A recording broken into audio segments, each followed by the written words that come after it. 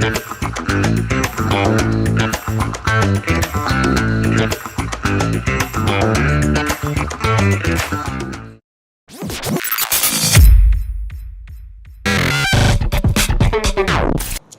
sore pendengar, Transfor Radio kembali hadir menemani Trainers selama kurang lebih 15 menit ke depan bersama saya Nur Febriana dalam program Suara Sore di Ruang Dengar Anda. Sejumlah informasi akan kami hadirkan untuk menemani sore hari Anda. Simak terus Suara Sore di 98,7 FM, kreatif dan terpercaya.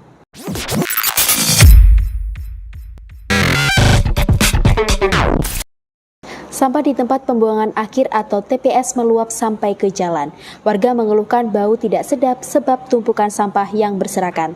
Saat ini saya sudah terhubung dengan reporter kami Nurani Amalia di Stadion Mandala Krida. Silahkan Nurani Amalia laporannya. Baik, terima kasih Nur Febriana. Pendengar, imbas dari jadwal pembuangan sampah yang berubah akibat TPA Piungan lama sudah tidak beroperasi kembali. Sementara TPA transisi yang sudah rampung namun belum segera dioperasikan. Menurut Kepala Bidang Pengelolaan Sampah DLH Kota Jogja, Ahmad Haryoko mengatakan, TPA Piungan kini memberlakukan sistem buka tutup penerimaan sampah dari sejumlah kabupaten dan kota. Begitu juga yang terdapat di Stadion Mandala Krida. Warga sekitar terkena imbas akibat dari penumpukan sampah berhari-hari, sehingga berserakan sampai ke jalan raya. Dan saat ini saya sedang bersama dengan Ibu Muji selaku pedagang angkringan di depan Stadion Mandala Krida. Adanya penumpukan sampah di sekitar sini apa mengganggu kenyamanan lingkungan ya, Bu? Kalau dari saya sih sebenarnya terganggu ya. Berhubung saya di sini cuma numpang, jadi saya tidak berhak untuk apapun. Di sini saya hanya bisa komplain. Dan petugas sampah yang bertugas pun juga tidak tahu akan berbuat apa. Saya di sini cuma bisa menunggu dari pihak pemerintah yang akan memberi kelanjutan permasalahan ini semua. Tanggapan Ibu sendiri nih mengenai TPS yang pembuangannya dijadwal dan itu mengakibatkan sampah berkeliaran di mana-mana. Kalau bisa ya penjadwalan tidak hanya 2 kali dalam seminggu, karena setiap hari limbah sampah ini akan terus-menerus dihasilkan. Apalagi di sekitaran stadion sini terdapat banyak warung dan pedagang kaki lima, yang mana pastinya banyak menghasilkan sampah dalam penjualannya ya. Jadi diharap pemerintah memberikan pengambilan sampah 3 hingga 4 kali dalam seminggu, seperti itu. Oke, baik, terima kasih Ibu. Warga berharap masalah ini bisa cepat terselesaikan agar tidak menimbulkan dampak bagi pemukiman warga sekitar yang lain. Dari Yogyakarta, Nurani Amalia melaporkan kembali ke studio. Terima kasih Nurani Amalia atas laporannya. Informasi selanjutnya, Trainers Jalan Provinsi Wonosari Jogja mengalami longsor pada Rabu lalu yang mengakibatkan sebagian bahu jalan tertutup total. Saat ini saya telah terhubung dengan reporter Lutfi Tasari di jalur alternatif Klaten dan juga reporter Priadiatita di Imogiri. Silahkan laporannya. Longsor terjadi di Jalan Wonosari Jogja, tepatnya di dekat Bukit Bintang. Jalan ini merupakan jalan provinsi yang menghubungkan antara Gunung Kidul, Bantul, dan Wonosari. Kondisi longsor yang terjadi cukup parah sehingga Polres Gunung Kidul menerapkan rekayasa lalu lintas dengan mengalihkan pengendara menuju jalur alternatif. Untuk jalur alternatif sendiri dibagi menjadi 2 jalur. Bagi pengendaraan dari Wonosari hendak menuju Jogja dialihkan ke Sambi Pitu melewati Cawas Klaten. Sedangkan untuk kendaraan yang hendak menuju ke Bantul dialihkan ke Jalan Dinggo, Imogiri, Bantul. Untuk kendaraan roda 2 dan muatan di bawah 3 ton tetap bisa melewati jalur Jogja Wonosari dengan buka tutup jalan. Jalur alternatif di Klaten Solo ini terlihat cukup ramai. Pengendara baik dari truk ataupun muatan di atas 3 ton bisa melewati jalur ini. Memang cukup lama untuk melewati jalur ini, namun jalur ini tetap bisa dilewati ketika Anda hendak menuju ke arah Yogyakarta. Dinas Pekerja Umum dan Perumahan Rakyat menargetkan penyelesaian proyek jalan ini sampai Desember 2022. Mengingat jalan ini merupakan jalur nasional. Demikian informasi yang dapat saya sampaikan. Perkembangan selanjutnya akan disampaikan oleh Priada yang telah berada di Imogiri. Silakan Priada. Ya, baik, terima kasih Lutfita. Pendengar, terkait dengan longsoran yang terjadi di Jalan Raya Wonosari Yogyakarta, terjadi beberapa pengalihan jalur. Bagi pengendara yang akan menuju ke daerah Bantul hingga kota Yogyakarta akan dialihkan melalui jalur Getas Pelayan hingga kawasan Dilinggo yang nantinya akan tembus ke wilayah Kapanewon, Imogiri, Kabupaten Bantul, Yogyakarta. Untuk jalur alternatif yang melewati wilayah Dilinggo sendiri hanya diperuntukkan bagi kendaraan pribadi, sementara untuk bus pariwisata dan truk dengan tonase di bawah 30 ton masih dapat melewati Jalan Raya Jogja-Wonosari dengan sistem buka tutup. Tanah longsor yang terjadi di Jalan Raya Wonosari Jogja pada 29 Oktober lalu mengakibatkan sebagian jalan mengalami amblas dan tidak dapat dilewati kendaraan. Polisi menghimbau kepada pengendara untuk selalu berhati-hati dan tetap waspada ketika sedang berkendara di musim hujan saat ini. Dari Imogiri, Pradia Tirta melaporkan kembali ke studio. Terima kasih Lutfita dan Pradia. Pemkab Sleman resmi luncurkan pembayaran retribusi parkir non-tunai untuk mempermudah pembayaran retribusi parkir di Kabupaten Sleman. Saat ini sudah ada reporter Cia di Pemkab Sleman. Silakan Cia, laporannya. Terima kasih Nur Febriana. Pendengar, Dinas Perhubungan Kabupaten Sleman meluncurkan pembayaran retribusi parkir non-tunai melalui Quick Respon Kode Indonesia Standar. Disub menggandeng Bank Pembangunan Daerah DIY, Cabang Kabupaten Sleman dan Bank Indonesia Cabang DIY. Pembayaran parkir non-tunai diterapkan di 3 tempat, Jalan Anggajaya di Kapanewon Depok, Pasar Patrojayan Prambanan, dan Pasar Sleman. Dengan pelaksanaan parkir non-tunai, masyarakat tetap bisa melakukan pembayaran melalui tunai. Bupati Sleman Kustini Sri Purnomo mengatakan, peluncuran pembayaran retribusi parkir non-tunai bertujuan untuk memberikan alternatif baru serta memberi kemudahan kepada masyarakat dalam membayar retribusi parkir.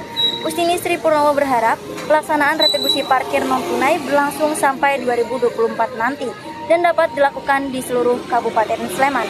Pembayaran retribusi parkir non-tunai ini sangat mendukung upaya Pemkab Sleman dalam melakukan akselerasi elektronifikasi transaksi di lingkungan Kabupaten Sleman.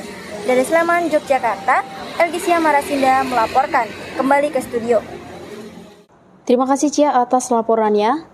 Trainers, Anda masih mendengarkan Suara Sore di 98,7 FM. Beralih ke berita selanjutnya.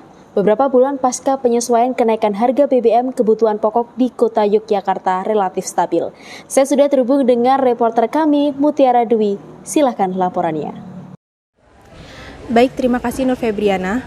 Pendengar, berdasarkan pemantauan Dinas Perdagangan Kota Yogyakarta, harga bahan pokok relatif stabil. Laporan terkini di Pasar Keranggan, harga beras kini di angka Rp9.000 hingga Rp10.500 per kilogram. Gula pasir Rp13.000 per kilogram, serta minyak goreng curah kisaran Rp13.000 per kilogram. Kemudian, daging ayam Rp32.000 per kilogram, telur ayam Rp26.000 per kilogram, daging sapi Rp130.000 per kilogram, cabai merah Rp30.000 per kilogram, mie instan Rp3.000 per pieces, dan terigu di angka Rp10.000 per kilogram. Menurut Subkoordinator Ketersediaan dan Pengendalian Harga Dinas Perdagangan Kota Yogyakarta Evi Wahyuni, dalam kurun 1 pekan ini harga kebutuhan pokok rata-rata masih stabil dan stoknya juga terbilang aman. Kenaikan harga hanya terjadi pada komoditas kedelai saja di kisaran Rp1.000 per kilogram. Akan tetapi, hal tersebut lebih disebabkan oleh tren harga yang cenderung fluktuatif beberapa bulan terakhir. Dari Yogyakarta, Mutiara Dwi melaporkan, kembali ke studio. Baik, terima kasih Mutiara Dwi atas laporannya. Keraton Yogyakarta menggelar kembali pentas musikan Mandalasana pada Kamis 10 November 2022. Pentas ini digelar di Kagungan Dalem Bangsal Mandalasana yang bertepatan pada Hari Pahlawan. Sudah ada reporter kami Yonatan Rifka yang akan melaporkan untuk Trainers. Silakan laporannya. Baik, terima kasih Nur Febriana. Pendengar, pentas musikan Mandalasana kembali digelar secara luring atau offline di Kagungan Dalem Musikan setelah sekian lama dilaksanakan secara daring dan hybrid. Pentas ini menghadirkan penampilan dari abdi dalam musikan yang tergabung dalam tim Ensemble Tiup Yogyakarta Royal Orchestra di bawah naungan Kawedanan Kri Damardawa Karaton Nga Yogyakarta Hadiningrat. Pentas ini menghadirkan lagu-lagu berdampak kebangsaan dan perjuangan seperti Indonesia Raya, Gati Mardawa, Pada Pahlawan, Gugur Bunga, Majuta Gentar, dan Bagimu Negeri. Akan dihadirkan pula medley persatuan seperti lagu dari Sabang sampai Merauke, Bhinneka Tunggal Ika, dan Garuda Pancasila.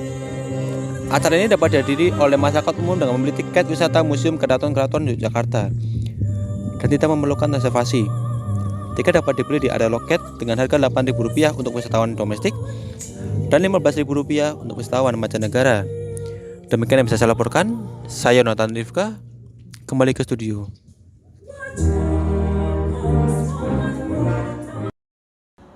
Terima kasih Yonatan atas laporannya. Pemerintah Kota Yogyakarta menggelar pameran batik bertajuk Adiwastra Narawita yang artinya kain indah Sang Raja pada tanggal 28 Oktober hingga 3 November 2022. Seperti apa keunikan pameran ini? Sudah ada reporter kami Friska Oktaviani yang akan melaporkan di Taman Pintar. Silahkan Friska laporannya. Terima kasih Febri. Baik pemirsa, dalam rangka memperingati Hari Batik Nasional pada tanggal 2 Oktober 2022 lalu sekaligus upaya mempertahankan pengakuan batik sebagai warisan kemanusiaan budaya lisan. Setelah vakum 3 tahun terakhir, Taman Pintar Yogyakarta kembali menggelar pameran batik ketiga. Pameran batik ini bertajuk Adiwastra Narawita, yaitu kain indah Sang Raja. Pameran batik ini berlokasi di Dome Area Gedung Oval Taman Pintar Yogyakarta.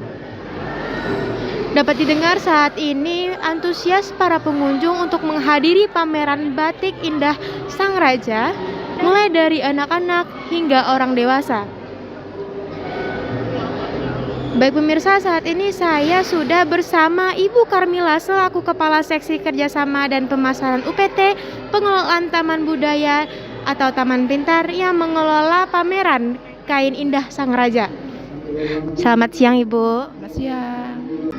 Perbedaan dengan pameran kain batik indah Sang Raja ini dibanding pameran batik yang lain yang ada di Yogyakarta itu apa aja ya Bu? Ya, jadi kalau di Taman Pintar itu memang kita secara khusus itu mempertemukan batik dari Keraton Yogyakarta dan Pura Pakualaman di satu tempat yang sama, yaitu di Taman Pintar. Kalau mungkin pameran batik yang lain itu lebih mengutamakan juga ada batik dari sisi fungsi, misalnya sudah berubah jadi pakaian atau sudah diaplikasikan dalam bentuk yang sudah ready ya dijual gitu. Kalau di sini memang benar-benar kami selalu menampilkan dari coraknya itu sendiri yang ingin. Terima kasih ya Ibu ya. Sama-sama. Baik pemirsa, pameran ini menampilkan 27 koleksi kain batik Keraton Yogyakarta dan Kadipaten Pakualaman. Dalam tema yang diangkat, keindahan yang dimaksud tidak hanya semata-mata dari tampilan motif batik, melainkan hasil manifestasi dari nilai-nilai spiritual. Adanya pameran ini diharapkan pengunjung mendapatkan pengetahuan baru tentang makna motif batik keraton kerajaan yang memiliki nilai filosofi yang tinggi. Dari Taman Pintar Yogyakarta, Friska Oktaviani melaporkan, kembali ke studio. Trainers, informasi dari Friska tadi sekaligus menutup perjumpaan kita pada sore hari ini. Terima kasih telah mendengarkan Suara Sore. Saya Nur Febriana mewakili kru yang bertugas pamit undur diri. Jangan lupa dengarkan Transfor Radio di 98,7 FM. Kreatif dan terpercaya.